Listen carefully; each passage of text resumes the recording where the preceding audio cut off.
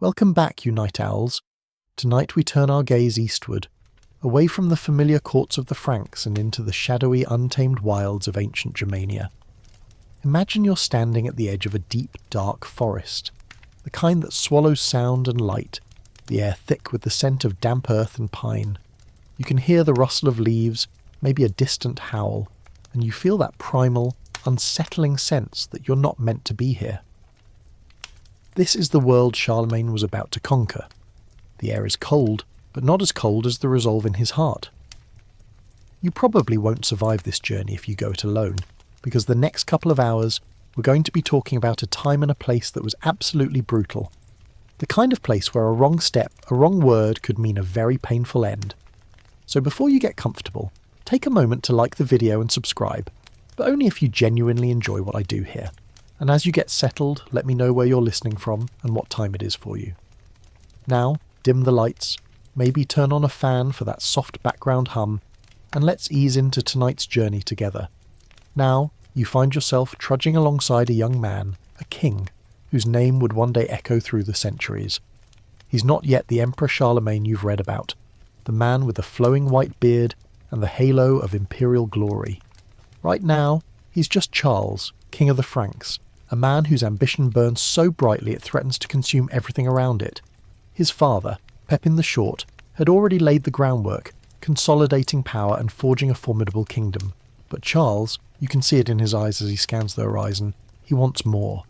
He sees the fragmented tribes to the north, the Saxons, and he doesn't see a problem. He sees an opportunity. He sees a blank space on his mental map, a place waiting to be filled with the lines of his dominion. It's a vision not just of conquest, but of unification, a dream of a Christian empire stretching from the Atlantic to the Elbe River.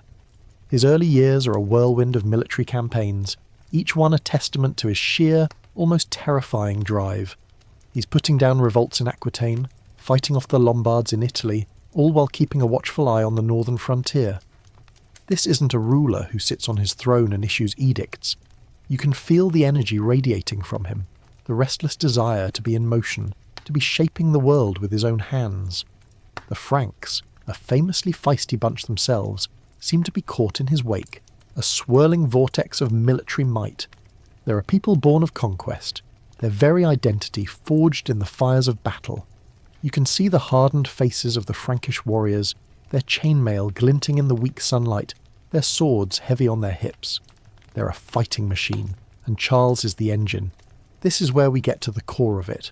Charlemagne's motive wasn't just simple greed, although there was certainly a lot of that going round back then. He saw himself as a champion of Christendom, a defender of the true faith.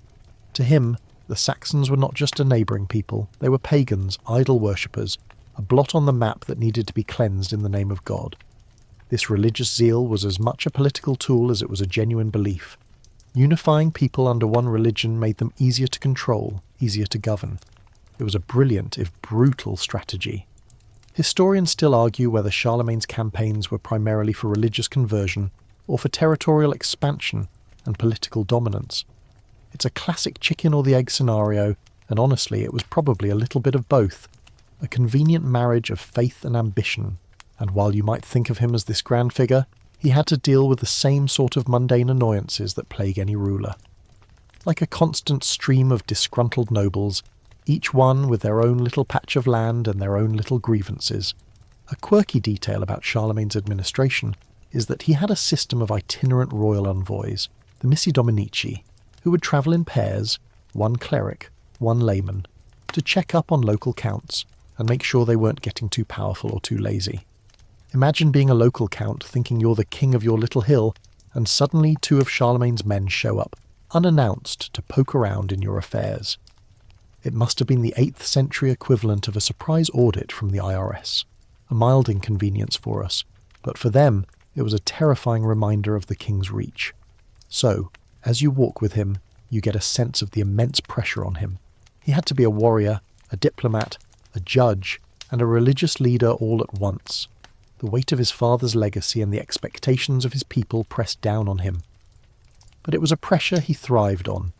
You see him stop and draw a line in the dirt with the tip of his sword, a simple gesture but one that speaks volumes. It's a border he wants to erase, a line he intends to cross. He is a man who doesn't just see a river, he sees an obstacle to be overcome.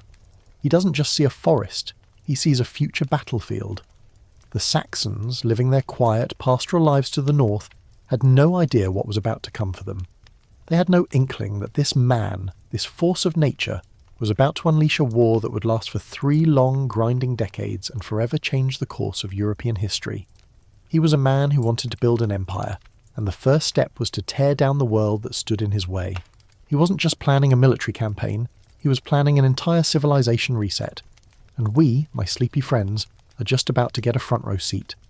The air is getting colder now, the path narrower, and you can almost hear the distant war drums of a conflict that's about to erupt. The sun is beginning to dip, casting long fractured shadows across the rolling plains, and you're no longer walking with the king. You've slipped away, a silent observer, and now you find yourself on the other side of the border in the world Charlemagne so desperately wants to possess. This is the land of the Saxons, and it feels fundamentally different from the orderly, centralised Frankish kingdom you just left. Here the world seems wilder, more ancient. There are no great stone cathedrals, no paved Roman roads cutting through the landscape. Instead, there are thick forests, dark and whispering, and sprawling wetlands that hide their secrets in the mist. The Saxons live in a decentralised patchwork of small villages and isolated farmsteads, not in walled cities. Their power isn't concentrated in a single capital, but dispersed among various tribes and clans, the Westphalians, the Engrians, the Eastphalians, and the Nordalbingians. You can see their homesteads, clusters of timber and wattle and daub huts, built low to the ground to keep out the chill, smoke curling lazily from their hearths. Life here is tough, dictated by the rhythm of the seasons and the demands of the land. They are a pastoral people, raising livestock and cultivating hardy crops. But they are also fierce warriors, their society built around a code of honour and blood feuds.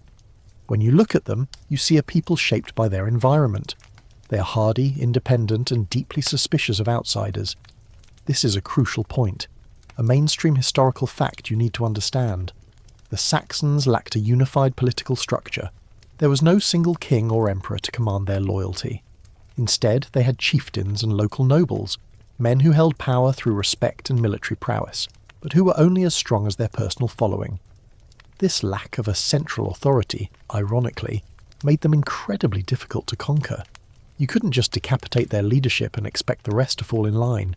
You had to fight every tribe, every clan, every village, one by one. Their religion, too, is as intertwined with the land as their lives are. They worshipped a pantheon of gods, not unlike the Norse gods you might have heard of. There's Woden, the chief god, and Thunor, the thunder god, and a whole host of lesser deities tied to the forests, the rivers, and the sky. You see them gather around sacred groves and giant ancient trees, the air thick with a sense of reverence. Their most holy site, the one you can feel a kind of spiritual hum around, is the Irminsul, a massive sacred pillar. Historians still argue whether the Irminsul was a representation of the world tree, a kind of cosmic pillar holding up the sky, or a more direct symbol of their god Irmin. Either way, it was the central point of their spiritual world, a concrete manifestation of their identity. And you can see how it would be a very big problem for a Christian king who believed in a single, invisible god. The Saxons weren't what the Franks would call civilized, but they had their own rich culture. They had a vibrant oral tradition, full of sagas and epic poems, though most of it was never written down. A quirky little tidbit about them is that they were renowned for their beautiful metalwork and intricate carvings. You might spot a Saxon chieftain with a finely crafted brooch or a scabbard engraved with winding serpentine patterns. These aren't just decorations, they're status symbols, stories told in silver and bronze. There are people who could be fiercely loyal to their own, but utterly merciless to their enemies. You can see it in their faces, the quiet confidence and the readiness to fight. It's a kind of quiet, stubborn strength that comes from living a hard life and depending on no one but your own kin. As you move through their villages, you notice the lack of a standing army. When war came, it wasn't a professional force that fought, but the entire male population. Every farmer, every craftsman, every young man with a spear was a potential warrior. This made them unpredictable and dangerous. They knew their land intimately, and they used it to their advantage, melting into the forest to launch surprise attacks and ambushes. They had no interest in large pitched battles where they would be outmatched by the disciplined Frankish legions. Their strength lay in their resilience, their ability to disperse and then regroup like water flowing around a rock, and their sense of justice was different too. It wasn't based on a king's law, but on ancient customs. Justice was often a matter of compensation. You could pay a fine for a murder, for example, or a blood feud where the wronged family was allowed to seek vengeance. You can see how this system, so alien to the Franks, would be seen as barbaric and chaotic. But for the Saxons, it was their way of life, an ancient web of obligation and vengeance that held their society together. They didn't see a need for an external authority to impose order. Their own traditions were all they needed. This, then, is the world that Charlemagne is about to collide with. A world not of grand monuments and political intrigue, but of whispering forests, sacred groves, and a people whose very identity is tied to the untamed land. They are not a single, monolithic enemy, but 100 little resistances waiting to be ignited. They are not ruled by a single hand, but by 1,000 tiny loyalties. Charlemagne, in his Frankish arrogance, may think he is simply marching into a new territory to be annexed. But he is actually walking into a hornet's nest, a conflict that will not be won with 1 or 2 decisive battles, but only through a long, bloody war of attrition. You can feel the tension building, the quiet calm of the Saxon lands just before the storm. The wind has picked up, and it smells of rain and something else, something sharp and metallic. A scent you've smelled before, in the history books, but now you feel it in your nostrils. The scent of a war that is about to begin. You're standing on a low hill, the air crisp and clear, and in the distance you can see the vanguard of Charlemagne's army. It's not a subtle arrival. The Frankish host is a massive moving thing, a beast of iron and leather and human will. You can hear the distant murmur of thousands of men, the jingle of armour, the creak of wagons, the deep guttural shouts of commands. It's a sight both awe-inspiring and terrifying. This isn't a small raiding party, this is a full-scale invasion. You can smell the sweat of the soldiers and the dust kicked up by their marching feet. They're a professional army, disciplined and well-equipped, a stark contrast to the more ad hoc Saxon warbands. This is Charlemagne's first major strike into Saxony, and he is not here to negotiate. His strategy is straightforward, a mainstream historical fact that demonstrates his pragmatic brutality. He's going for a shock and awe approach. His first target is the heart of the Saxon lands, the region around the Weser River. The Franks don't just march in, they sweep through, burning villages, seizing livestock and sowing terror. The goal is to demoralise the Saxons and break their will to resist. You can see the dark plumes of smoke rising from the horizon, a grim signpost of their advance. For the Saxons, who are used to smaller-scale skirmishes and localised conflicts, this is an entirely new kind of war. This is a total war, aimed at destroying their ability to live and thrive on their own land. One of the initial campaigns, in 772, is a good example of this approach. Charlemagne leads his troops deep into enemy territory. They are moving fast, a coordinated force of cavalry and infantry, pushing relentlessly forward. The Saxons, caught off guard, are unable to mount a cohesive defence. Their decentralised nature, which made them so hard to pin down, now works against them. They have no single army to send against Charlemagne's forces, only scattered groups of warriors who are no match for the Frankish army in open battle. The Franks press their advantage, consolidating their gains with surprising speed. They establish forts and garrison troops to hold the territory they've seized. You can hear the rhythmic pounding of hammers as Frankish engineers quickly erect wooden palisades and towers, turning a piece of foreign soil into a temporary outpost of Charlemagne's kingdom. It's a physical manifestation of his intent.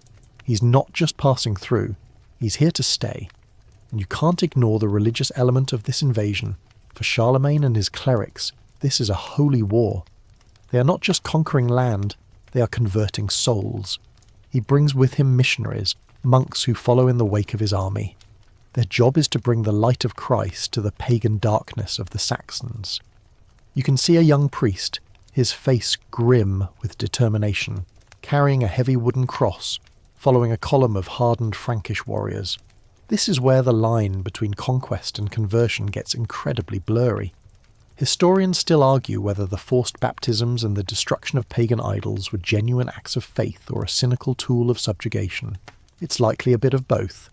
The Franks genuinely believed they were doing God's work, but they also knew that a Christianized Saxon would be a more compliant subject.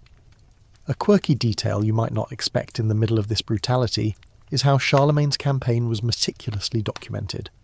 He had scholars and scribes with him, men who wrote chronicles of the war, often glorifying Charlemagne's exploits and portraying the Saxons as treacherous barbarians. One of the most famous of these accounts, the Royal Frankish Annals, describes the campaigns in a dry, almost administrative tone, as if they were just another royal duty. Imagine being a Saxon farmer, watching your village burn, and then learning that some Frankish scholar is writing about it as a glorious, divinely sanctioned victory. It's an interesting glimpse into how history is so often written by the victors. As you follow the Frankish army, you see the grim reality of their advance. There's no grand heroic charge. It's a slow, grinding process of attrition. You see villages emptied of people, their homes left in smouldering ruins. You see the captured Saxons, men, women and children, being led away in chains. The Frankish soldiers, hardened by years of war, show little emotion. For them, this is just another campaign, another chance to gain plunder and favour with their king. But for the Saxons, it's the end of their world as they know it. It's the moment when the old way of life, the freedom of the forest, the worship of ancient gods, the autonomy of the clans, is shattered forever. You can hear the cries of the dispossessed, a sorrowful sound that seems to get lost in the noise of the army. And you can see the Saxons watching from the shadows of the woods, their eyes burning with a hatred that will not soon fade. This is not the end of the war, it's just the beginning. The Saxons will not take this lying down. The stage is set for a long and terrible struggle, a conflict that will scar the land and change the course of European history forever. You've slipped away from the marching army, moving with a silent purpose through the whispering trees. The air hums with a palpable tension, a sense of foreboding that grows stronger with every step. You're heading towards a place of immense spiritual significance for the Saxons, a place that is about to become a focal point for Charlemagne's campaign of conquest and conversion. This is the heart of their world, a sacred grove shrouded in mist and ancient belief, and at its centre, piercing the sky like a spear, stands the Irminsul. It's more than just a wooden pillar. As you draw closer, you can feel it, a kind of deep, resonant energy. It is a massive trunk, perhaps a sacred tree or a carved totem, its surface covered in intricate, weathered carvings that tell stories lost to time. It represents the very essence of Saxon spirituality, a symbol of their connection to the gods, to their ancestors, and to the land itself. It is their axis mundi, their cosmic pillar. To destroy it would be a direct assault not just on their faith, but on their very identity.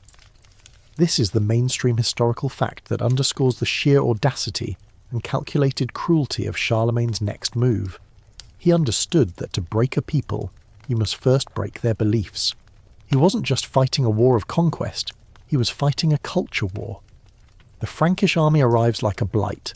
They don't approach with reverence, they come with axes and torches. You watch from the shadows as the soldiers, their faces grim and determined, begin to surround the sacred grove. The Saxons who guard this place are few in number, and they are quickly overpowered. You can hear their desperate cries as they are cut down, a sound swallowed by the rustle of the leaves and the guttural commands of the Franks. It is a sacrilege, a moment of profound violence against something holy and ancient. And it is about to get much, much worse. Charlemagne himself is here. He stands at a distance, watching as his men begin their work. He is a formidable figure, a man who carries the weight of his purpose with absolute certainty. He sees no beauty or sanctity in the pillar. He sees only a symbol of idolatry that must be purged from the world. A quirky historical tidbit about this moment is that some accounts claim the Franks found a treasure trove of gold and silver at the base of the pillar, offerings from centuries of Saxon worship. Whether this is true or a piece of propaganda to justify the destruction, it adds a layer of mercenary motive to the religious one. Even in the middle of a holy war, there was always room for a little bit of plunder. The work begins. Axes bite into the wood with a sickening thud, the sound echoing through the quiet grove. The Franks are not just chopping it down, they are desecrating it. They drag it to the ground, a crashing sound that seems to shake the very earth, and then they begin to hack it into smaller pieces. This isn't a quick act of violence, it is a prolonged and methodical dismantling of the Saxon soul. They set the pieces on fire, and you watch as the flames, orange and hungry, lick at the sacred wood, consuming the carvings and turning the symbol of Saxon life into a pile of smouldering ash. The smoke rises thick and black, a grim funeral pyre for a dead god. This moment is a turning point. It is not a battle, but it is a psychological victory of immense proportions for the Franks. For the Saxons, it is a catastrophic loss, a moment of utter despair. You can see the Saxon elders, their faces streaked with tears and dirt, watching from the edge of the forest, their fists clenched in impotent rage. They have lost more than a battle. They have lost their spiritual anchor. This single act of destruction would become a rallying cry for the Saxon resistance for years to come. It would fuel their hatred and give them a singular focus for their rebellion. Historians still argue whether the destruction of the Irminsul was the immediate spark for the long and brutal war that followed, or simply the most dramatic and symbolic act within a longer ongoing conflict. It's likely that it was both. The war was already underway, but the destruction of the Irminsul was the emotional lightning rod, the unforgivable act that made any future peace almost impossible.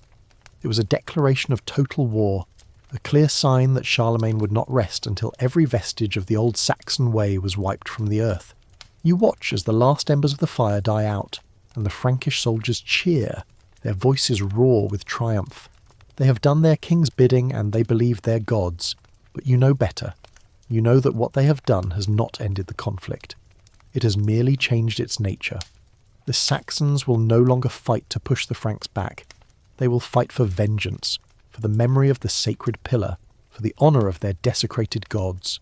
The war has moved from the battlefield to the very soul of a people, and this, you realise, will be a much harder fight to win. The air is still and silent, the only sound the faint hiss of dying embers, but you can feel it building, the quiet rage of a people who have lost their most sacred possession. The war is far from over. It has just entered a much darker and more personal phase. You've moved with the Saxon survivors, now scattered and vengeful, watching from the forested ridges as the Frankish army continues its relentless advance. The destruction of the Irminsul was not a one-off event. It was the opening salvo in a long, brutal campaign of systematic subjugation. The initial shock and awe tactic has given way to a grinding war of attrition. Charlemagne's pattern is clear and merciless. He marches in, seizes land, imposes his will, and then withdraws, leaving behind a trail of forced conversions and new fortresses. But the moment he turns his back, the Saxons rise up again, a constant low-level insurgency that refuses to die. This cycle of conquest and revolt is a mainstream historical fact that defines the first decade of the Saxon Wars. Charlemagne would lead a campaign, often in the spring or summer, and it would seem like a resounding success. He'd defeat a Saxon army in the field, extract hostages, and force a number of chieftains to swear oaths of loyalty and get baptized. You can almost see the scene, a stern Frankish king, surrounded by his powerful lords, receiving the reluctant submission of Saxon leaders, their faces a mask of forced compliance. The Saxons would feign submission, they would agree to the terms, but the moment the Frankish army was out of sight, their loyalty would evaporate like mist in the morning sun. Their resistance was fueled by a fierce love of independence and a deep-seated hatred for the foreign invaders. They used guerrilla tactics to harass the Franks, ambushing supply lines, attacking isolated garrisons and raiding Frankish territory. The forests and wetlands that were once their home now became their greatest weapon, a labyrinth where the heavily armed Frankish knights were at a disadvantage. It's a classic example of a determined, decentralized force fighting a professional top-down army. For the Franks, it was like trying to punch a ghost. The Saxons would appear, strike, and then melt back into the shadows. One of Charlemagne's main strategies to combat this was to impose an incredibly harsh system of laws, designed to break the Saxon spirit and force them into submission. This is where the infamous Capitulatio de Partibus Saxoniae comes into play. It was a decree that made it a capital offence to refuse baptism, to burn the bodies of the dead in the pagan tradition, or to eat meat during Lent. It was a legal framework designed to enforce religious and cultural conformity, with the ultimate penalty. Imagine the fear. You're a simple farmer, and a Frankish priest shows up, demanding you abandon the gods of your ancestors and embrace a new faith, and if you refuse, your life is forfeit. It's a level of coercion that's difficult for us to even comprehend. A quirky detail that historians have debated about these early campaigns is the true scale of the Frankish military effort. Some scholars suggest that the numbers of soldiers mentioned in the Frankish annals are greatly exaggerated, and that Charlemagne's army was smaller and less a professional machine than a collection of feudal levies, men called to service for a specific period. This would make the Frankish effort less of a steamroller and more of a series of large, punitive raids, which would help explain why the Saxons were able to bounce back so consistently. It suggests that Charlemagne's grip on Saxony was far more tenuous than his chroniclers would have you believe. This cyclical pattern of revolt and suppression went on for years. The Saxons would rebel, Charlemagne would return with a larger army, and the cycle would repeat. It was a bloody, exhausting and costly war for both sides. The Saxons lost their homes, their freedom and their lives, while the Franks expended vast resources and manpower on a conflict that seemed to have no end. You can see the weariness in the faces of the Frankish soldiers who have to trudge back to Saxony year after year, fighting a people who just won't stay beaten. Historians still argue whether Charlemagne could have achieved his goals with a less brutal approach. Could a campaign of peaceful conversion and diplomacy have worked? Or was the Saxons' fierce independence so ingrained that only force could subdue them?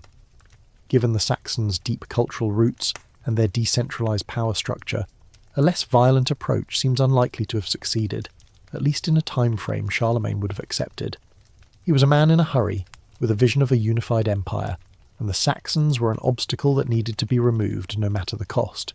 So, you continue to watch this grim dance of death and defiance. The Franks burn a village, and a month later, a new one is being built. They force a mass baptism, and a year later, the pagan rituals are being practiced again in secret. It's a testament to the Saxons' resilience, but also to Charlemagne's unwavering, almost fanatical determination. He would not be deterred. He would not give up. This was a war he intended to win, no matter how many times he had to return, no matter how much blood had to be spilled. He would break them eventually, or so he believed. The stage is set for a pivotal moment, a battle that would shake both sides to their core and bring the conflict to a new and even more violent phase. You're walking along a river now, the Weser, the air thick with the smell of damp earth and the distant scent of pine. The year is 782, and the ground beneath your feet is about to become a crucible of blood and fire. The seemingly endless cycle of Frankish invasion and Saxon rebellion is about to be broken, if only for a moment, by a stunning Saxon victory. This is a crucial turning point, a mainstream historical fact that shows just how fragile Charlemagne's power was in these early years. The Saxons, it turns out, were not just a decentralised rabble, they were capable of coordinated and devastating attacks. The stage for this is set near the Suntal Hills. A Frankish army, a large contingent of Charlemagne's forces under the command of two of his most trusted counts, is moving through the area. They've been sent to put down a new rebellion led by the charismatic Saxon chieftain, Widukind, a name you'll be hearing a lot more about. Widukind, remember that name, has a plan. He knows he can't win a pitched battle against the full might of the Frankish army, but he doesn't need to. He needs to use their arrogance and their reliance on conventional tactics against them. You can almost feel the anticipation building as the Saxons, hardened by years of fighting and driven by a fierce desire for revenge, lie in wait. The Frankish army, a mix of cavalry and infantry, is moving with a false sense of security. They've been winning for years, and they've come to see the Saxons as little more than a persistent annoyance. Their scouts, perhaps overconfident or just a bit lazy, have failed to spot the trap. As the Franks get deeper into the treacherous terrain, the Saxons spring their ambush. They attack from the forested slopes, a sudden eruption of fury. They're not using sophisticated military formations. They're using the terrain to their advantage, raining arrows and javelins down on the Franks, then swarming them with axes and spears. It's a brutal, chaotic and terrifying melee. You can hear the screams of men and the clang of steel, a symphony of violence that echoes through the valley. The Frankish commanders, Count Theodoric and Count Adalgis, are caught completely off guard. Their disciplined ranks break apart in the face of the unyielding Saxon charge. The heavy Frankish cavalry, their pride and joy, are useless in the narrow wooded passes. They can't manoeuvre, they can't form a charge, they are simply picked apart by the more nimble and a lot more desperate Saxon warriors. The battle is a rout, the Franks are slaughtered, Their commanders are killed. It's a complete and total disaster for Charlemagne's army. The Saxon chroniclers would later celebrate this as a moment of divine vengeance, a sign that their old gods had not abandoned them. A quirky detail about this battle is that Charlemagne himself wasn't present. He was off fighting elsewhere, dealing with the Slavs, an inconvenient truth that underscores the sheer scale of his military operations. He was a man fighting on multiple fronts at the same time, a testament to his ambition but also a major weakness. By delegating command, he opened himself up to this kind of catastrophic defeat. Imagine the scene when the news finally reached him. A trusted messenger, out of breath and pale with terror, delivering the news of the massacre. The fury and humiliation Charlemagne must have felt would have been a palpable thing. This wasn't just a military defeat, it was a personal affront. It was a clear message from the Saxons that they were not broken, and that Charlemagne was not invincible. Historians still argue about the precise numbers of Frankish casualties. The accounts vary wildly, but the core fact remains. It was a significant loss for Charlemagne's forces, a rare moment of Frankish vulnerability. It was a battle that breathed new life into the Saxon resistance and cemented Widukin's status as a heroic figure among his people. It was a public relations disaster for Charlemagne, and he knew he had to respond not just with force, but with a vengeance so terrible that the Saxons would never forget it. And this is where the story takes a much darker turn. Charlemagne's reaction to the defeat at Suntel would not be one of measured strategy. It would be an act of cold, calculated cruelty that would forever stain his legacy.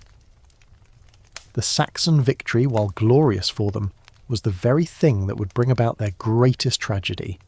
They had shown him that they could fight back, and he would show them that the cost of fighting back was a price they could not afford to pay.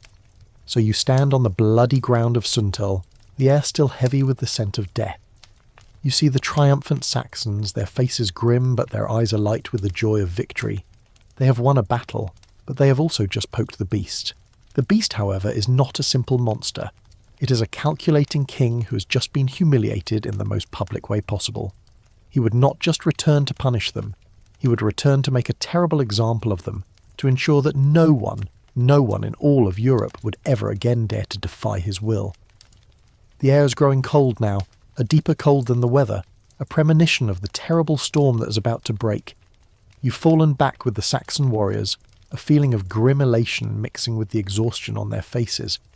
The victory at Suntel was a sweet, bloody taste of defiance, a moment of profound joy in a long, dark war. And at the centre of it all is a figure who embodies their spirit, Widukind. He isn't just a chieftain, he's a living legend, a shadow in the forest, a man who has become the very symbol of Saxon resistance. This is a crucial mainstream historical fact. Widukind's leadership was the single greatest factor in the Saxons' ability to sustain their long, brutal war against the Franks. Without him, the rebellion would have likely sputtered out years earlier. He was the unifying force that the decentralised Saxon tribes desperately needed. Widukind is not a king in the Frankish sense. His power isn't hereditary, it's earned, forged in battle and proven through cunning. He's a warrior who commands not with titles but with respect. He's a master of guerrilla warfare, a skill set honed over years of fighting a much stronger, better equipped enemy. You can feel the awe and fierce loyalty his men have for him. He knows the land like the back of his hand, a skill that the Franks, for all their military might, can't replicate. He uses the deep forests and treacherous bogs as his allies, turning the very landscape into a weapon. The Franks, with their heavy cavalry and rigid formations, are like lumbering giants in a world built for agile foxes. His strategy is simple but effective. He avoids large-scale, open-field confrontations and instead relies on hit-and-run tactics. He ambushes Frankish patrols, burns their supply depots, and attacks their newly built fortifications. This constant harassment prevents Charlemagne from ever truly consolidating his control over the conquered territories. It's a war of 1,000 cuts, and it's slowly but surely bleeding the Frankish army dry. You can hear the Frankish soldiers' frustration as they endlessly patrol a hostile land, never finding the main enemy army, only to have their comrades picked off one by one in the shadows. A quirky detail about Widukind is how he was portrayed in Frankish sources. They didn't see him as a noble resistance fighter. They saw him as a treacherous rebel, a pagan idolater, a thorn in the side of their glorious king. The royal Frankish annals, for example, refer to him as the most stubborn of the Saxons and a man of great deceit. It's a fascinating glimpse into how different cultures view the same historical figures. To the Franks, he was a villain. To the Saxons, he was a hero. His very existence was a challenge to Charlemagne's divine right to rule. The rebellion Widukind leads is more than just a military campaign. It's a cultural and religious struggle.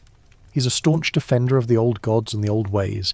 He rallies his people with tales of their sacred traditions and the memory of the desecrated Minsul. For him, this is a holy war for the soul of the Saxon people. He understands that to be a Saxon is to be free, and to be free is to worship the gods of your ancestors. And he knows that if they accept Christianity and submit to Frankish rule, they will lose not just their land, but their very identity. Historians still argue about what happened to Widukind after his eventual surrender. Did he truly convert to Christianity out of a genuine change of heart, or was it a pragmatic last-ditch effort to save his people from utter annihilation? The sources are ambiguous, and the truth is likely a blend of both. He was a brilliant leader, and he would have understood that continuing the war was a path to complete destruction. His surrender was a tragic necessity, a sacrifice he made to preserve the remnants of his people. His story is a powerful reminder that history is often made up of impossible choices. So you are with Widukind and his loyal men, a band of resilient survivors who refuse to give up. You see the fire in their eyes, the unyielding spirit that has allowed them to fight for so long.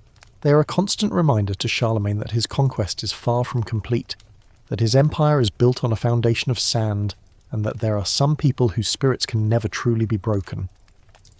But you also know that their victory at Suntel has enraged the most powerful man in Europe. He will not rest until this rebellion is crushed, and he will not be merciful. The time of defiance is drawing to a close, and the time of terrible reckoning is just over the horizon. The air is getting colder, and you can feel the quiet dread of a people who know that their moment of triumph has come at a terrible, terrible cost. You've arrived at a moment of deceptive quiet, a brief and terrifying pause in the bloodshed. After the humiliating defeat at Suntel and the continued harassment by Widukind, Charlemagne knew he had to change his approach. The Franks were losing men and resources, and the Saxons, emboldened by their victories, were not giving in. So, in 782, Charlemagne convened a great assembly at Verdun on the Aller River. The purpose of this assembly was twofold: to demand the surrender of the Saxon rebels and to punish them for their repeated defiance. You can feel the tension in the air, a chilling silence that presages something terrible. Charlemagne, with the full might of his army at his back, didn't offer a truce. He issued an ultimatum. His terms were not open to negotiation. The Saxon nobles who had rebelled were to be handed over, along with those who had led the attack at Suntel. This edict, a mainstream historical fact, was less about peace and more about setting a trap. It promised forgiveness for those who submitted, but for those who didn't, it promised utter annihilation. It was a classic demonstration of Charlemagne's cold, calculated ruthlessness. He was giving them just enough hope to get them to come out of the forests, but he had no intention of being merciful, and they came. Many Saxon nobles, perhaps weary of the endless war or genuinely believing Charlemagne's promise of clemency, appeared before him.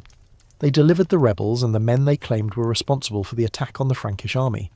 It's a moment of profound irony. The Saxons, a people defined by their fierce independence, were forced to hand over their own to a foreign conqueror. This act of submission was a victory for Charlemagne before he had even lifted a finger. It was a sign that the long war of attrition was finally starting to wear them down. They had bent, and he was about to make them break. A quirky detail from the accounts of this period is that Charlemagne, in an effort to show his power and the futility of their resistance, would often hold these assemblies in locations that were significant to the Saxons, but had recently been conquered. Verdun, in particular, was deep in Saxon territory. It was a strategic choice, a subtle way of saying, your land is no longer your own. Your gods have abandoned you, and I am here to stay. It was a psychological war as much as a physical one. Imagine sitting in a foreign king's assembly, in your own backyard, knowing he has the power to do whatever he wants to you and your people. The atmosphere at the assembly was one of forced pomp and circumstance. The Frankish nobles were dressed in their finest clothes, their armour gleaming in the sun. The Saxons were in more simple, practical attire, their faces grim and wary. They were no longer defiant warriors, but a defeated people, standing before a man who held their fate in his hands. Historians still argue whether Charlemagne had already decided on the massacre before the assembly even began, or if the number of rebels handed over was so large that it hardened his heart and made him decide on an act of extreme vengeance. It's an important question, because it gets at the very heart of his character. Was he a cold, calculating monster, or a man driven to an act of horrifying rage by the humiliation of his defeat? Given what happened next, it's hard to believe it was a spontaneous decision. The assembly concluded and the Saxon nobles went home, likely believing they had averted a catastrophe. But Charlemagne, the man who would one day be known as the father of Europe, had something else in mind. He did not issue a pardon. He did not offer peace. He issued a new, terrible order. He had a list of names, and he had an army that was now rested, resupplied, and ready to carry out his will. The Saxon victory at Suntal, the thing that had given them so much hope, was about to be avenged with a ferocity that would leave an indelible mark on their history. The peace that had been declared at Verdun was a lie, a thin veneer over a core of pure, unadulterated hatred. Charlemagne had used the promise of peace to get his enemies to reveal themselves, and now he was going to make them pay. He was a man who understood that a show of strength was sometimes more important than a long, drawn-out war. He wanted to end this rebellion not just with a battle, but with a public execution so brutal and so vast that it would break the spirit of every living Saxon. You can feel the quiet dread in the air as you realise what is about to happen. This wasn't just a political move, it was a psychological weapon of mass destruction, a weapon that was about to be unleashed. The air is cold and thick with a dread that seems to cling to your skin. You're standing on the banks of the Aller River, near a place called Verdun. The peace of the last section, the feigned submission and the quiet tension, has been shattered. Charlemagne's forces have moved with a terrifying efficiency, rounding up thousands of Saxon prisoners. These are not soldiers captured in battle. These are the men who were handed over by their own nobles, the rebels and leaders of the uprising, and they're here to pay for their defiance. This is the most infamous event of Charlemagne's Saxon campaigns, a mainstream historical fact so brutal it has been debated and sanitized for centuries, the massacre of Verdun. The Frankish annals, in a chillingly dry tone, record that Charlemagne ordered the beheading of 4,500 Saxon prisoners, 4,500 men, all executed in a single day. The number itself is staggering, a testament to the scale of Charlemagne's vengeance. You can't look away. You have to bear witness. The execution site is a grim, marshy field. The Franks have set up a line of executioners, their axes gleaming in the weak sunlight. The Saxons are brought forward in groups, their hands bound, their faces a mixture of terror and stoic resignation. There is no trial, no last plea for mercy. There is only the rhythmic, sickening thud of the axes and the quiet, unending whisper of 1,000 prayers. The blood soaks into the ground, turning the marshy soil a deep, unsettling red. The air fills with the coppery smell of death, a smell that will linger here long after the bodies are gone. This wasn't just an act of war, it was an act of psychological warfare on a genocidal scale. Charlemagne wanted to show the Saxons that rebellion was not just a dangerous choice, it was a suicidal one. A quirky detail that historians still debate is the precise location of the massacre. There is a town today called Verdun, but the exact field where the slaughter took place is lost to time, and some scholars even question the number itself, suggesting it may have been exaggerated by either Frankish or Saxon chroniclers for their own purposes. But even if the number was a fraction of the recorded 4,500, the act itself remains a shocking testament to the brutality of the era and the cold fury of the man who ordered it. Charlemagne, a man who would one day be crowned Holy Roman Emperor, was willing to commit an atrocity of this magnitude to achieve his political and religious goals. This wasn't the work of a compassionate ruler. It was the work of a man who saw no moral limit to his ambition. The massacre sent a shockwave through the Saxon world. The word spread from village to village, carried by hushed whispers and terrified rumours. It broke the spirit of many who had been fighting for years. The sheer scale of the slaughter was something they could not comprehend. It was a terror weapon, designed to make them feel utterly helpless in the face of Charlemagne's power. Widukind, the great rebel leader, was not among the executed. He had for the time being evaded capture, but the ground had shifted under his feet. His people were no longer just fighting for their freedom, they were fighting for their very existence. The moral calculus had changed completely. Historians still argue whether the massacre at Verdun was a turning point in the war. Did it truly break the Saxon resistance, or did it only harden their resolve and drive their hatred deeper underground? It's likely a bit of both. The immediate effect was a period of stunned, terrified submission. The Saxons, for a time, laid down their arms, but the memory of that day, the vision of their men being slaughtered on the banks of the Aller, would not fade. It would become a silent, festering wound in the Saxon soul, a source of resentment that would fuel smaller, more localised rebellions for years to come. As you stand here, amidst the silent horror, you realise that history isn't always about grand battles and noble deeds. Sometimes it's about a cold, rainy day in a marshy field, where a powerful man decided to make an example of a stubborn people.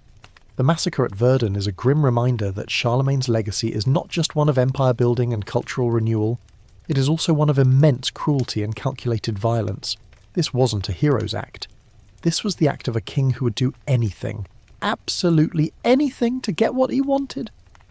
The air is still, but you can feel the echoes of the screams, a silent monument to the price of defiance. The air is no longer filled with the coppery smell of blood, but with the scent of wet soil and the heavy-handed labour of men. The massacre at Verdun has done its work. The initial shock of the slaughter has given way to a quiet, terrified compliance. Charlemagne, a man who knows when to press his advantage, wastes no time. He has moved beyond mere punitive raids. The conflict is no longer a cycle of invasion and retreat.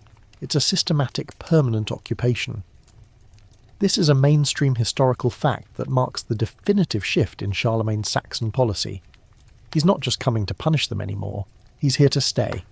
You watch as the Frankish army, a well-oiled machine of conquest, begins to build not just temporary forts, but permanent settlements. They are constructing fortified towns, called burgs, at strategic locations. You can hear the sounds of hammers and saws as timber is felled and shaped. These aren't just military outposts, they are the seeds of a new administration, the physical embodiment of Frankish control.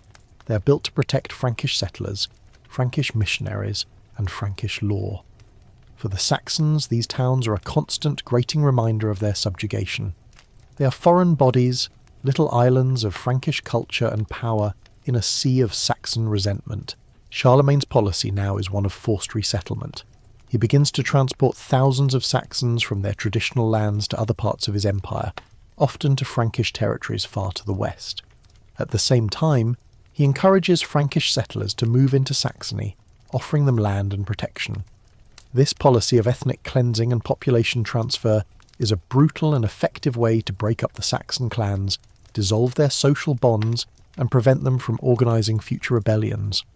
You see the long, sad processions of Saxon families, their faces grim and defeated, being led away from their ancestral homes, their traditions and memories being ripped from the very land they were born on. A quirky detail that historians have debated is how effective this resettlement policy was. Was it a widespread programme that fundamentally changed the demographics of Saxony, or was it a more limited symbolic act of control? It's likely that it was a mix of both, but its psychological impact was undeniable. The fear of being uprooted and sent away to a foreign land was a powerful motivator for compliance. It made the remaining Saxons more cautious, less likely to openly defy the Frankish authority. This fear, this constant sense of being watched and controlled, was a new and terrible weapon in Charlemagne's arsenal. The Frankish administration also begins to impose new taxes and obligations on the Saxons. They are forced to pay tithes to the Christian church and provide labour for the construction of roads and fortifications. Their old customs and laws, which were based on kinship and local tradition, are replaced by Frankish law. It is a wholesale cultural and political invasion, designed to assimilate the Saxons into the Frankish realm. This isn't about coexistence, it's about absorption. Charlemagne wants to turn them from Saxons into Franks, and he's not afraid to use every tool at his disposal to make that happen. And the church is a vital part of this process. It acts as the civilian arm of the Frankish occupation. Bishops and abbots are given land and power. Monasteries and churches are built, often on the sites of former pagan sanctuaries. The church provides a framework for administration and a justification for the conquest. The Franks could argue that they were not just conquering a people, but saving their souls. This religious dimension, while a genuine belief for many, was also a powerful tool of imperial expansion. It was a perfect marriage of the cross and the sword. Historians still argue whether Charlemagne's ultimate goal was genuine assimilation, or if he intended to create a permanent subservient Saxon underclass. Given his later actions and the creation of a Saxon March, a kind of buffer state on the eastern border, it's likely he saw them as a useful and permanent part of his empire, but one that needed to be kept in a constant state of submission. He had broken their spirit, but he hadn't yet destroyed their identity, and he knew that for as long as they remembered who they would always be a threat. So you watch as a new kind of world begins to emerge in Saxony, a world of Frankish lords, Christian priests and fortified towns. The old ways are not dead, but they are driven deep underground. The Saxons who remain are no longer free men, they are subjects, and their freedom has been replaced by an uneasy, terrifying peace. This is the new reality. The long, bloody war of conquest is over, and a new, more subtle, and perhaps more insidious war of cultural assimilation has just begun. The quiet resentment of a defeated people is a slow-burning fire, and you can feel it simmering just beneath the surface, waiting for a chance to ignite once more. The air in Saxony has a new chill to it, not of winter, but of something far colder, enforced obedience. Charlemagne's brutal campaign of physical subjugation is now giving way to a more insidious long-term war on the Saxon soul. He's no longer content with just defeating them on the battlefield, he intends to remake their very identity. This is the period of forced conversion, a mainstream historical fact that demonstrates the deep link between Charlemagne's political ambition and his religious zealotry. The cross is not just a symbol of faith, it is a weapon of empire. You can see it in the grim faces of the Frankish missionaries who follow in the wake of the army, their Bibles and crucifixes as much a part of the conquering force as the swords of the soldiers. The process of conversion is not gentle. It is a top-down, non-negotiable decree. Charlemagne's officials, the counts and bishops, are given a single, clear directive: Christianize the Saxons or face the consequences. You can witness the scenes unfold in villages across the land. A priest arrives, backed by a small contingent of Frankish soldiers. He gathers the villagers, who stand in a silent, sullen crowd, and he preaches to them in a language they barely understand. He speaks of a new God, of sin and salvation, of a heaven and a hell that are alien concepts to their pagan worldview. For the Saxons, their gods were of the earth, of the forest and the river, tied to the very rhythms of their lives. Now they are being told to abandon those gods for a distant, all-powerful deity who lives in a faraway heaven. But this isn't a theological debate. It's a matter of life and death. The laws are clear. To refuse baptism is a capital crime. To revere a pagan god is a capital crime. To perform a pagan funeral rite is a capital crime. The threat of execution is a constant, suffocating presence. You can see the fear in the villagers' eyes as they are led to a river or a large wooden basin for a mass baptism.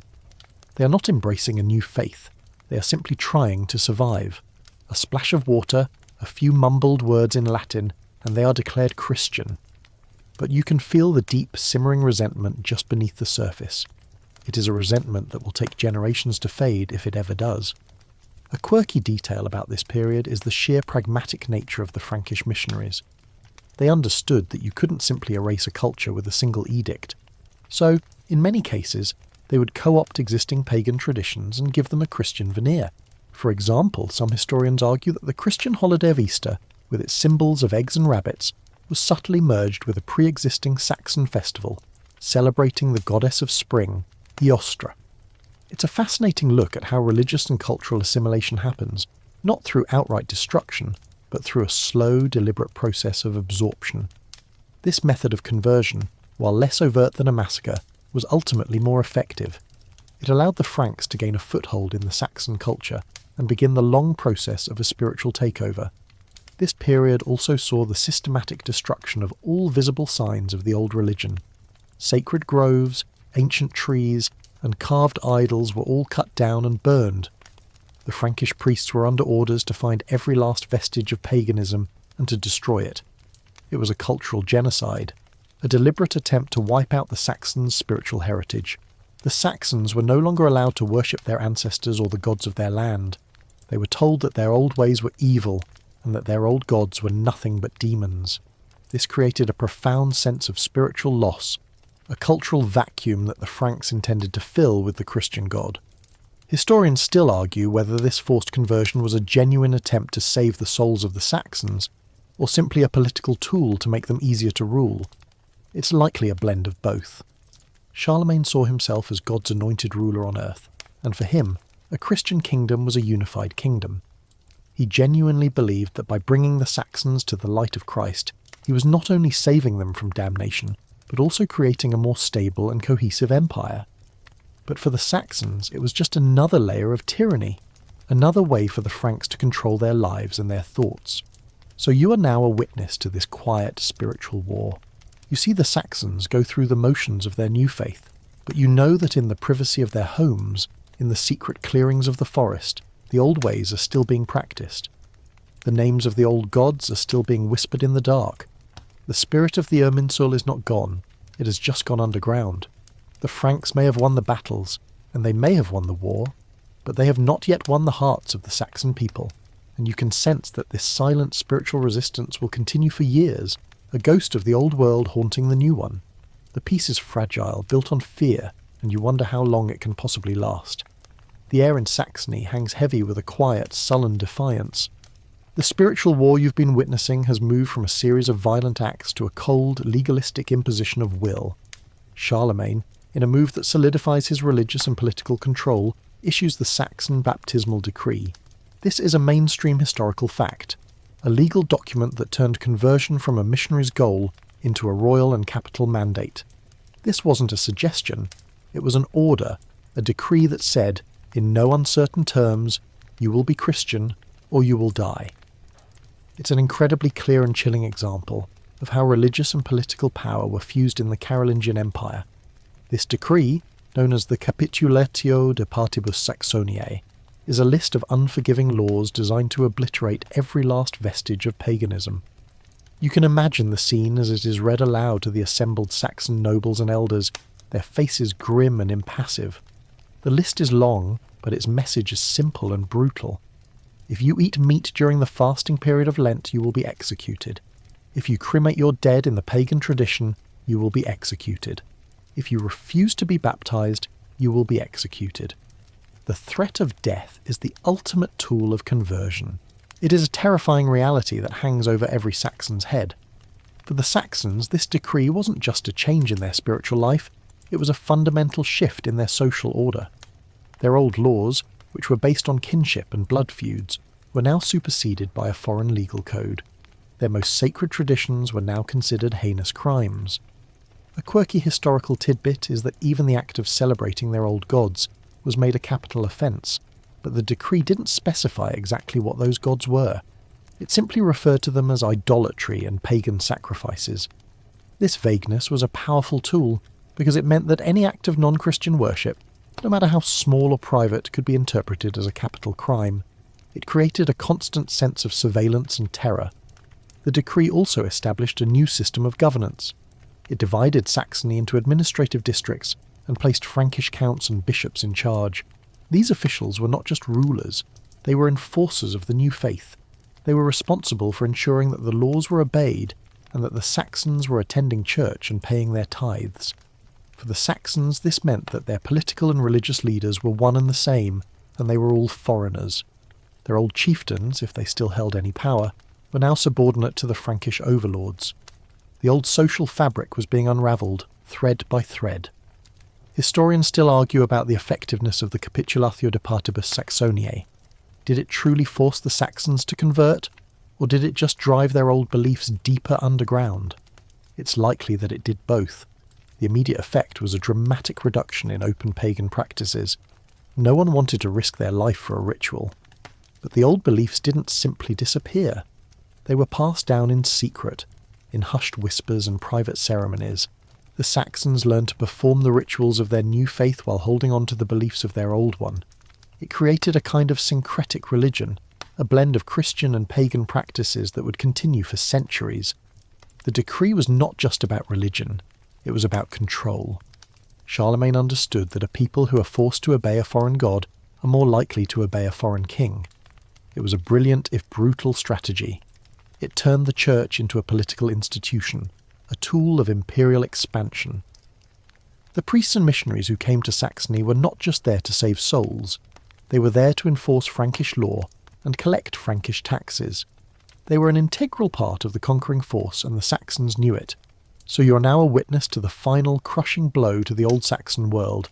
The War of the Sword is over, but the War of the Soul has begun in earnest, and it is being fought with the cold, unyielding language of law.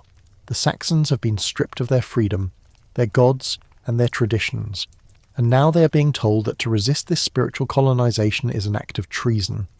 The silence in the villages is a new kind of silence, not of peace, but of a quiet, simmering resentment that runs as deep as the rivers and as old as the forests. This is not the end of the story, but it is the end of the beginning. The Saxons have been defeated, but they have not yet been broken.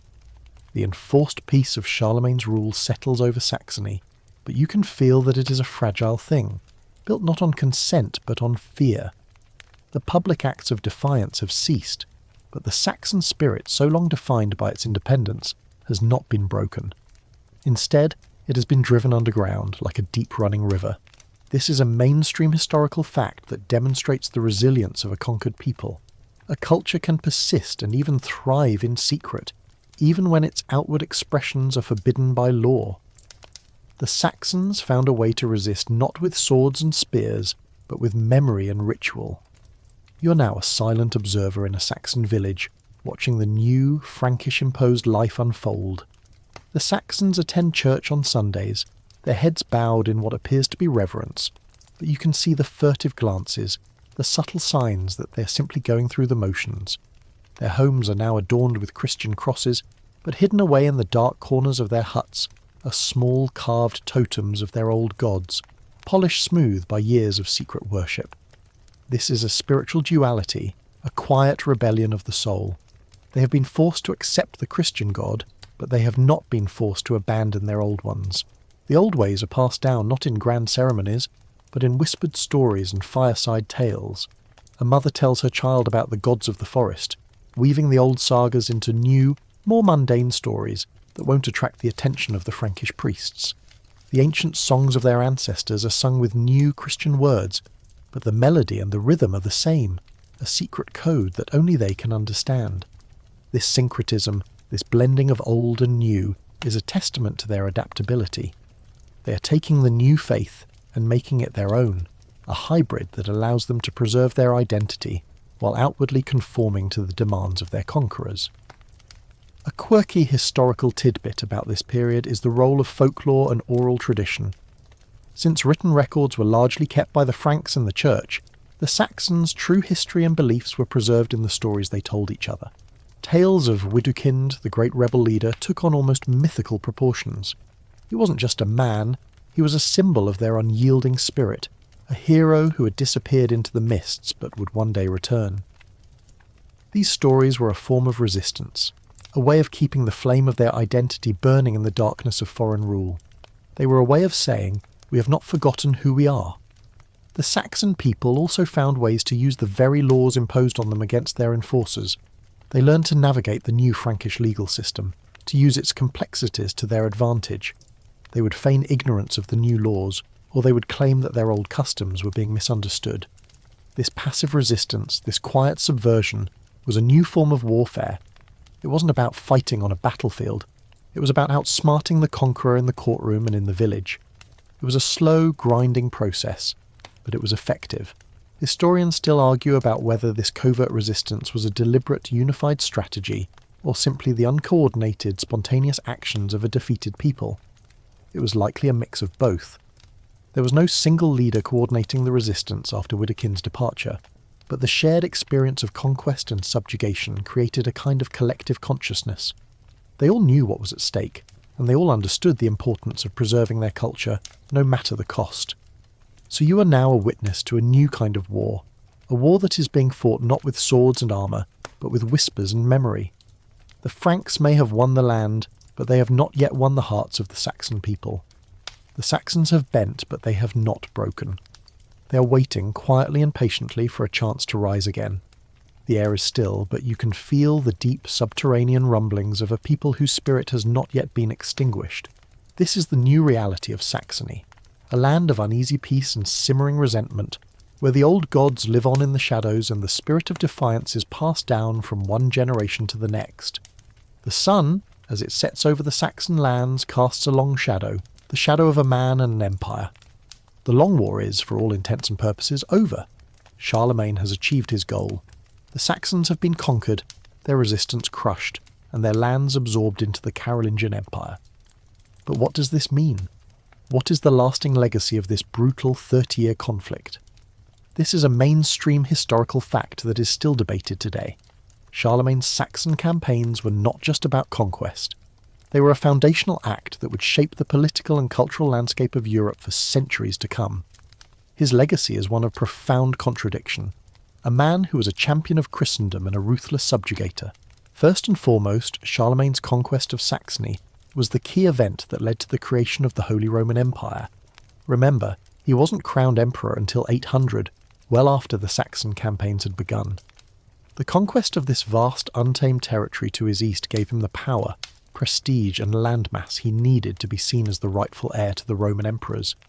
The Saxons, once a collection of decentralized tribes, were now the easternmost frontier of a new, unified Christian empire. Their subjugation was the final piece of the puzzle, a testament to his power and his divine right to rule.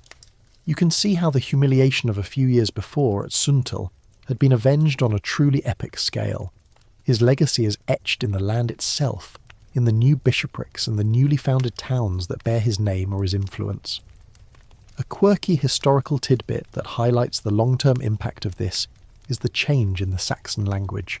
The forced Christianization and integration into the Frankish Empire meant that the Old Saxon language, a close relative of Old English, began to absorb Frankish and Latin words. This linguistic blending was a slow, subtle form of assimilation, a way of erasing the Saxons' distinct identity one word at a time. The language they spoke became a hybrid, a testament to the cultural crossroads they had been forced into. It's a quiet form of conquest, a way of winning a war without having to lift a sword. Imagine your own language slowly being replaced with foreign words until you can barely remember the names of the things you grew up with. But Charlemagne's legacy is also one of immense cruelty.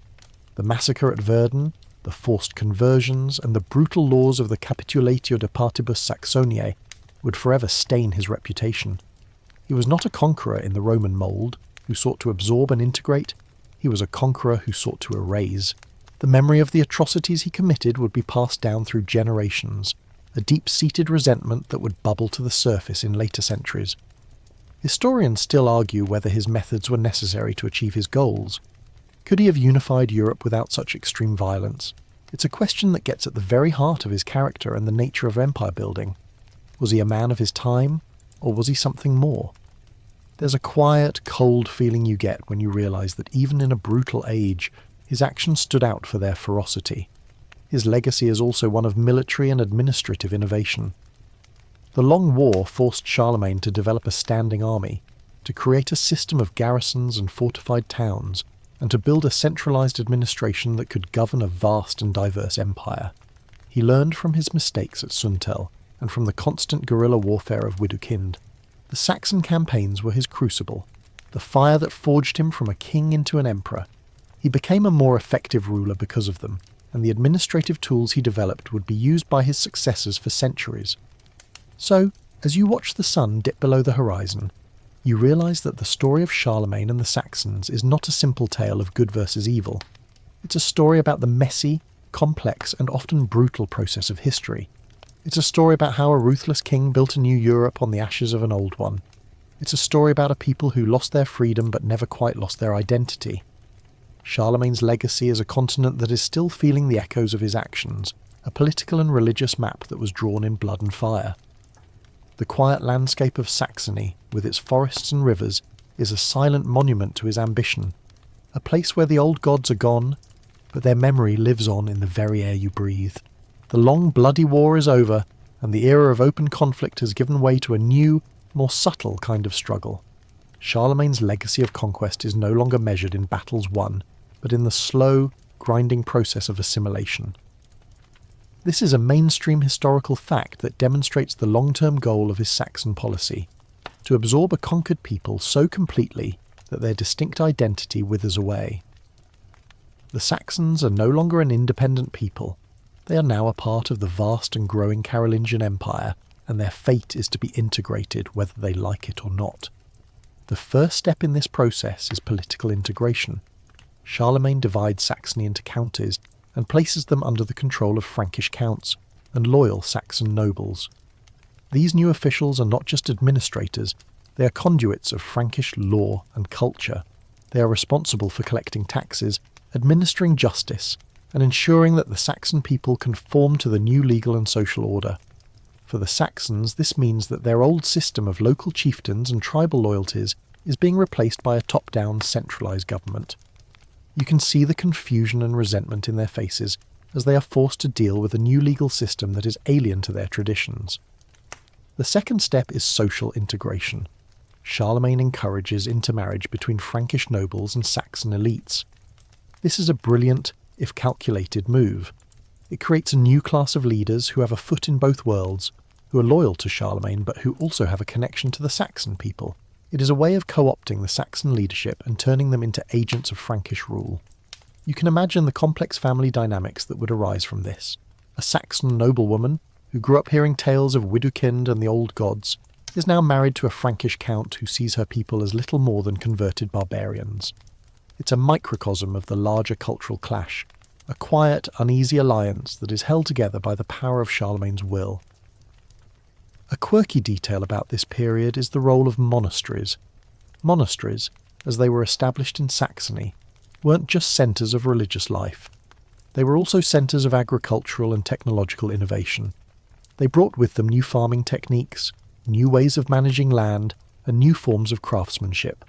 For the Saxons, who were a pastoral and agricultural people, this was a massive change. The monks, in their own way, were just as much a part of the conquering force as the soldiers and the counts. They were there to not just save souls, but to make the land more productive, and to make the Saxons more compliant subjects. It's a fascinating look at how empire building happens, not just with swords, but with ploughs and prayer books. The third and most important step in this process is cultural integration. The Saxons are now part of a Christian empire, and they are expected to adopt Christian customs and traditions. But remember, this isn't an easy process. The old beliefs, the old ways, they don't just disappear, they go underground. Historians still argue whether the Saxons were ever truly assimilated. Did they genuinely adopt the Christian faith, or did they just feign conversion to survive?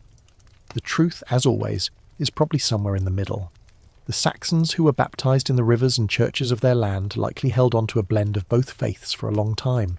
The old gods were not forgotten. They were simply recontextualized. The spirits of the forest were no longer deities, but they were still there, and they still had to be appeased. The long-term impact of this assimilation is that the distinct Saxon identity begins to fade. Over the centuries, the Saxons and the Franks become a new people, a blend of their old traditions and their new shared Christian faith. The Saxon language, which was once so close to Old English, evolves into a form of German, and the Saxon people become a part of the Holy Roman Empire, a foundational pillar of what will one day become Germany. The War of the Sword is long forgotten, and the war of assimilation has been won. The Saxons, as a distinct people, have ceased to exist. Their memory is not gone, but it has been absorbed into a larger, grander narrative, the narrative of the Carolingian Empire. So you are now a witness to the final act of Charlemagne's Saxon campaigns. It is not an act of violence, but an act of erasure. It is a quiet, deliberate and relentless process of assimilation. A war that is won not on the battlefield but in the hearts and minds of a people. The Saxons lost their freedom, their gods and their distinct identity, but in doing so they became a part of something much larger, a part of the empire that would one day define Europe. The legacy of Charlemagne is not just one of a conqueror, but of a unifier, a man who, through an act of immense violence, forged a new world. The air is still and calm, but you can feel the echoes of the old world, the ghosts of the old gods and the memory of a fierce people who once roamed these lands, now absorbed into the dust of history. The silence that now lies over Saxony is a profound one, a silence born of cultural compression. The old world of the Saxons is not gone, but it is no longer distinct. It has been forced into a strange, uneasy marriage with the new world of the Franks, creating a fascinating and complex cultural crossroads. This is a mainstream historical fact that highlights the nuanced, an often contradictory process of cultural synthesis. When two powerful cultures collide, the result is rarely one wiping out the other. Instead, they blend, they adapt, and they create something new. You're now a witness to this quiet, ongoing transformation, a process that is happening not in a single dramatic event, but in 1,000 small, everyday acts. You can see it in the architecture. The Saxons, once a people of timber huts and simple longhouses, are now building churches and monasteries out of stone, but they are adding their own touches. You might notice a carved serpent from the old pagan religion subtly woven into the design of a Christian cross, or a sun symbol cleverly disguised as a rose window. A quirky detail here is that the Franks, in their zealousness, often didn't realise these little acts of subversion. They saw a church being built, and they saw a sign of a successful conversion. But the Saxons, with their quiet, subversive resistance, saw a way of keeping their old gods alive, even in the house of a new one. It was a silent, ongoing dialogue between the old and the new, a way of preserving their identity without risking their lives. The language itself is a microcosm of this blend. As you hear the Saxons speak, you notice that they are using a new vocabulary, a new set of words for legal and religious concepts. But the grammar, the syntax, the very rhythm of their speech remains their own. They are not speaking Frankish. They are speaking a new dialect, a kind of German that is a direct descendant of this forced cultural synthesis. This is a crucial point, a quiet revolution in a world without revolutions. They were not just learning a new language, they were creating a hybrid tongue that would serve as a bridge between their old world and their new one. The legal system, too, is a blend of old and new. Charlemagne had imposed his Frankish law, but the Saxons' old customs, their leges Saxoniae, did not just disappear. They were absorbed, and they were often used to settle local disputes. Historians still argue whether the Franks truly succeeded in replacing the Saxon legal system, or if the Saxons simply pretended to use the new laws while relying on their old customs and traditions in private. It's likely that it was a combination of both. The Franks enforced the letter of the law, but the Saxons, with their quiet ingenuity, found a way to honour its spirit. It was a kind of legal dance, a way of giving the conquerors what they wanted while still holding on to their own traditions. The very landscape of Saxony is changing. The Frankish lords, with their new lands and new titles, are building castles and great houses, but they are building them in a Saxon land, on Saxon soil, and they are using Saxon labour. The new castles are a symbol of Frankish power, but the stone and the timber that make them up were sourced from a Saxon forest, and the men who built them were Saxons themselves. It's a constant physical reminder that the new world is being built on the bones of the old one. The political and cultural synthesis that happened here was not a single event. It was a slow, grinding process that took generations to complete. The memory of the old gods and the old ways faded, not in a single day, but over hundreds of years. The descendants of the men who fought at Suntal and the women who whispered the old sagas to their children would one day be Franks themselves, a part of a new unified German people. The Saxon identity, which was once so distinct and so fiercely defended, would one day be a part of a larger whole. So you are now a witness to the slow death of a culture, a process of erosion that is as inexorable as a river carving a canyon. The Franks won the war, and they won the peace, not by wiping out the Saxons, but by absorbing them. The legacy of Charlemagne is not just an empire. It is a cultural blending, a synthesis that would forever change the face of Europe. The old gods are gone, and the old ways are a distant memory, but the quiet, resilient spirit of the Saxon people lives on in the very fabric of the new world they were forced to create. It is a story not of a beginning and an end, but of a long, slow transition, a quiet and profound tragedy that is still felt in the forests and rivers of Saxony today. The long, slow process of assimilation in Saxony is not just an isolated historical event, it is a critical chapter in a much larger story. Charlemagne's conquest and integration of the Saxons was a foundational act that sowed the seeds of a new Europe. This is a mainstream historical fact that you cannot overlook. The unification of the Franks and the Saxons, once bitter enemies, created the core of what would one day become the great nation of Germany. The empire that Charlemagne forged and the lessons he learned in the brutal Saxon campaigns would serve as the blueprint for future European powers. The creation of the Holy Roman Empire in 800 CE was the culmination of these efforts. When Pope Leo III crowned Charlemagne emperor, it wasn't just a symbolic gesture. It was a formal recognition of the power he had amassed, power that was built on the back of his military conquests, and none was more significant than the conquest of Saxony. The inclusion of the vast Saxon lands not only made his empire geographically larger, but also gave it a new strategic importance as a buffer against the pagan Slavs to the east. The Saxons, once a rebellious thorn in his side, were now the guardians of his eastern frontier, a crucial part of his imperial defence.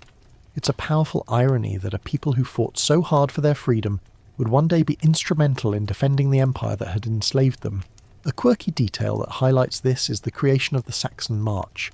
Charlemagne established this as a kind of militarised frontier zone, a buffer against the threats from the east. It was a place where Frankish and Saxon nobles were given land and titles in exchange for their military service. This system not only served a strategic purpose, but also helped to further integrate the two cultures. The Saxon warriors, once feared for their guerrilla tactics, were now a part of the imperial army, their fighting skills and knowledge of the land put to use in the service of their former conqueror. It was a brilliant, if calculated, move, a way of turning a dangerous enemy into a loyal subject. The conquest of Saxony also set a precedent for future European leaders.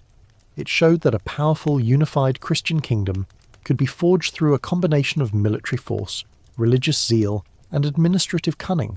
Charlemagne's methods, though brutal, were ultimately successful, and they would be imitated for centuries. The idea of a unified Christian Europe, of an empire that stretched from the Atlantic to the Elbe River, was no longer a dream. It was a reality.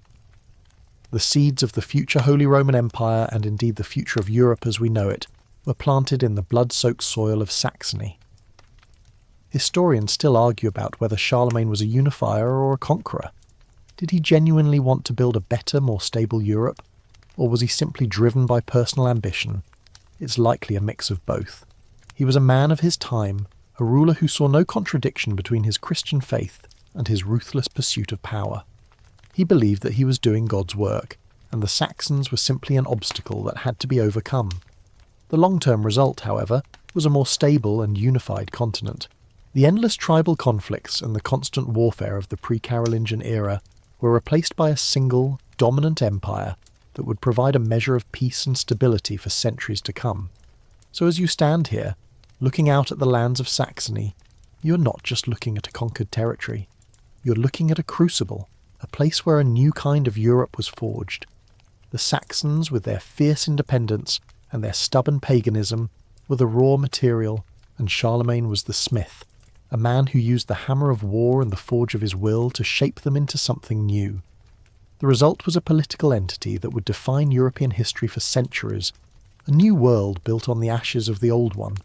The quiet fields and rolling hills of Saxony are a testament to this profound and brutal transformation, a silent monument to the birth of a new era. The echoes of the past are faint now, but they are still there, a whisper in the wind that reminds you of the price of progress and the cost of empire. The long and tumultuous journey is coming to an end. We began in the wild, untamed forests of ancient Saxony, and we are now standing in the quiet fields and rolling hills of a land that is a fundamental part of the modern world. The history we have traced is not just a tale of a king and a conquered people. It is a story that echoes across the centuries, a story that holds profound and unsettling questions about power, religion, and the very nature of civilization. This is the final act, the moment to ponder the moral and historical questions that Charlemagne's Saxon campaigns leave in their wake. The first question is one of morality. Was Charlemagne a good man? Was he a righteous ruler? The answer, as you now know, is complex and contradictory. He was a champion of the Christian faith, a patron of the arts and learning, and a man who forged a new empire out of chaos. But he was also the man who ordered the massacre at Verdun, who forced a people to abandon their gods at the threat of death, and who waged a long, brutal war to achieve his political goals. Historians still argue whether his cruelty was a necessary evil, a product of a violent age, or if it was an act of cold, calculated barbarism. There is no easy answer, and you have to decide for yourself whether the ends justified the means. The fields of Saxony, with their silent ghosts, offer no comfort, only a stark reminder of the price of progress. The second question is one of resilience. How did the Saxons survive? How did a people who were so thoroughly defeated manage to hold on to their identity, even when it was driven deep underground? The answer, as you've seen, lies in their ability to adapt and to subvert. They found ways to practice their old religion in secret, to pass down their stories in whispers, and to use the very tools of their conquerors against them. Their resistance was not loud and violent, it was quiet and profound. A quirky detail you might find interesting is that some of the old Saxon pagan festivals were so deeply ingrained in the culture that they survived for centuries, often with a Christian name and a Christian veneer, a testament to the Saxons' stubborn refusal to forget who they were. It's a powerful lesson in the strength of culture and the indomitable nature of the human spirit. The third question is one of legacy. Did Charlemagne's conquest of Saxony truly succeed? On the surface, the answer is an unqualified yes. The Saxons were defeated, and their lands were absorbed into his empire, but look closer. The Saxons did not disappear. They were not wiped out. They were assimilated, yes, but they also played a crucial role in shaping the very empire that conquered them. Their warriors became a crucial part of the imperial army. Their lands became the heartland of what would one day be Germany, and their culture, though changed, became a part of a new, unified European identity. The conquest of Saxony was not the end of a people, it was the birth of a new one. And so, as you stand in the quiet of the night, you can feel the echoes of the past all around you. You can hear the distant clanging of Frankish swords, the whispers of the old Saxon sagas, the cries of the men at Verdun, and the quiet rhythm of a people who, against all odds, managed to survive. The story of Charlemagne and the Saxons is a reminder that history is not a neat linear thing. It is a messy, complex, and often brutal process, a story of violence and resilience, of triumph and tragedy. It is a story that is still being written in the modern world, a story of a long and bloody war that was fought not just for land and power, but for the very soul of a people. The night is deep now, and the world is still. The ghosts of the past are fading back into the shadows, the whispers of the long dead fading into a gentle hum. It's time to let go of the names and the dates, to release the harsh images of war and violence. You can feel the tension in your shoulders begin to ease, the frantic energy of the day settling into a peaceful calm. The old world of the Saxons is gone, but its spirit lives on in the very land itself. The forests hold the memory of their gods, the rivers hold the memory of their tears, and the quiet fields hold the memory of their unyielding will. Their story is a part of your story now, a quiet whisper in the back of your mind, a reminder that even in the face of absolute power, the human spirit, with its memories and its beliefs, will always find a way to endure. So, let your eyes drift shut now. Let the thoughts of empires and wars fade away. The world is quiet, and you are safe. There is nothing to fear but the deep, gentle slumber that awaits you. You've travelled far tonight, and now it's time to rest. Let the final echoes of history's long journey fade away into the comforting darkness.